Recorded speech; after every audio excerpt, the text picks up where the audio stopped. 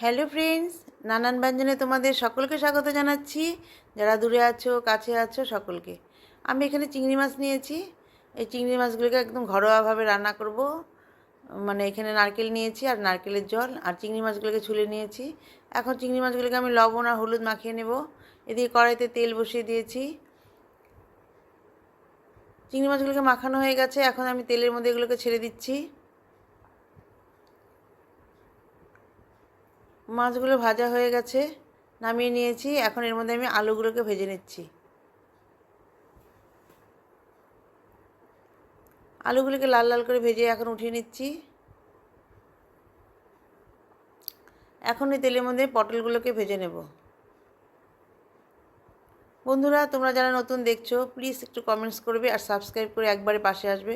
তোমাদের কমেন্টস পেলেই আমি তোমাদেরকে সাবস্ক্রাইব করে দেব। এখন আমি এর মধ্যে তেজপাতা ও দারচিনি আর এলাচ দিয়ে দিলাম।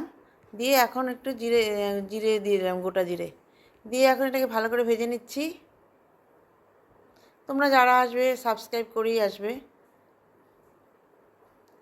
এখন এর মধ্যে আমি তিনটের মতো পেঁয়াজ কুচি করে দিয়ে দিলাম,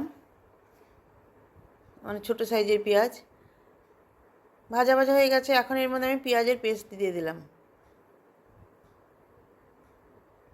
পেঁয়াজের পেস্টটা দিয়ে ভালো করে মিশিয়ে নিচ্ছি।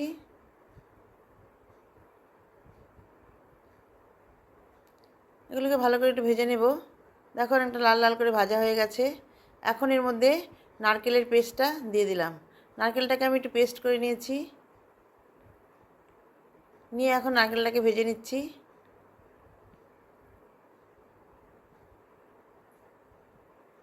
এভাবে ভালো করে নারকেলটাকে ভেজে নিয়ে এখন এর মধ্যে আদা কাঁচা লঙ্কা বাটাটা দিয়ে দিলাম। আদা কাঁচা লঙ্কার বাটাটা দিয়ে ভালো করে সব মশলার সাথে মিশিয়ে নিচ্ছি। একটু ভালো করে ভেজে নিচ্ছি। আমি আর তেল দেব না, কারণ নারকেলের মধ্যে অনেক কিছুটা তেল তো বেরোবে।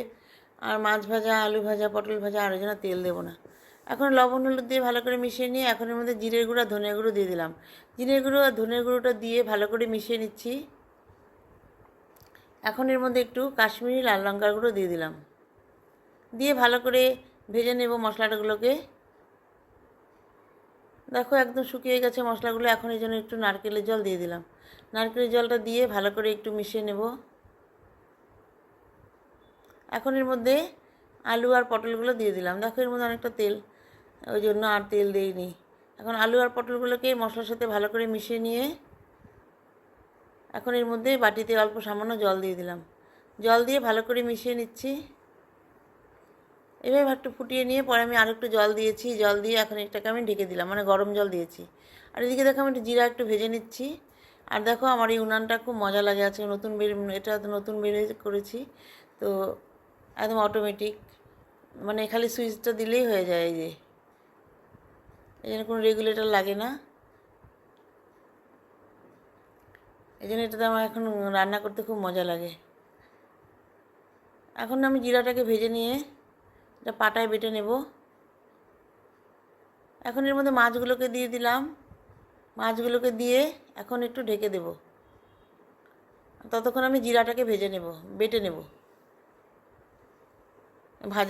ভাজা জিরাটা এখন বেটে নিয়েছি। বেটে নিয়ে এখন এটা আমি ঝোলের মধ্যে দিয়ে দিলাম। দিয়ে আমি 4টা কাঁচা লঙ্কা দিয়ে দিলাম ফেড়ে, আর উপর দিয়ে একটু ধনেপাতা দিয়ে দিলাম। এইভাবে আমার রান্নাটা পুরো কমপ্লিট হয়ে গেল। এখন একটু ফুটিয়ে নিয়ে নামিয়ে নেব। বন্ধুরা, তোমরা যে যেখানে থাকো না কেন প্লিজ একটু কমেন্টস ও সাবস্ক্রাইব অবশ্যই করবে। সাবস্ক্রাইব করেই পাশে আসবে। আর তোমরা সবাই যেন ভালো থাকো এবং সুস্থ থাকো এই কামনা করি। আর কারেন্ট চলে গেছে। আর এইভাবে আমার রান্নাটা এখন হয়ে গেছে। এখন আমি উনানটা অফ করে দিয়েছি। নমস্কার।